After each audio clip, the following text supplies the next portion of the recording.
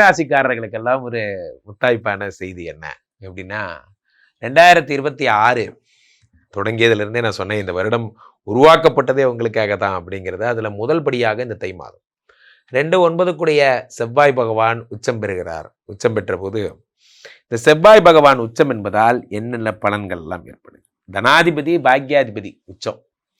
தனாதிபதி பாக்யாதிபதி உச்சம் என்பதால் வாழ்க்கையில நீங்க பெருசா வேற எதுவுமே செய்ய வேண்டாம்.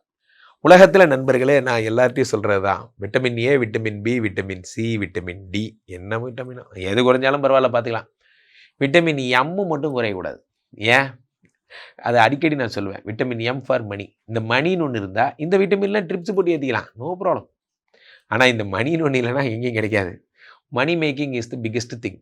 அது உங்களுக்கு கிடைக்க போகுது. 2, 3 9 செவ்வாய் பகவான் உச்சம் பெறுவதால் பண விஷயங்கள் நடக்க போகுது. பாயிண்ட் நம்பர் 1 அதான்.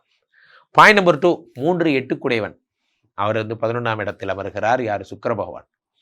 6 சூரியன் 11ஆம் இடத்தில் அமர்கிறார். அடுத்ததாக 4, 7 புத பகவான் 11ஆம் இடத்தில் அமர்கிறார். இதில் ஒருத்தம் கூட நல்லவன் இல்லை. இந்த 6 சூரிய பகவானும் நமக்கு வம்பு வழக்கு கொடுக்கக்கூடியவன், 7 புத பகவானும் வம்பு வழக்க கொடுக்கும். நேரம் மீனராசிக்காரங்க வீட்டில் சண்டை வர ஆரம்பிச்சிருக்கும்.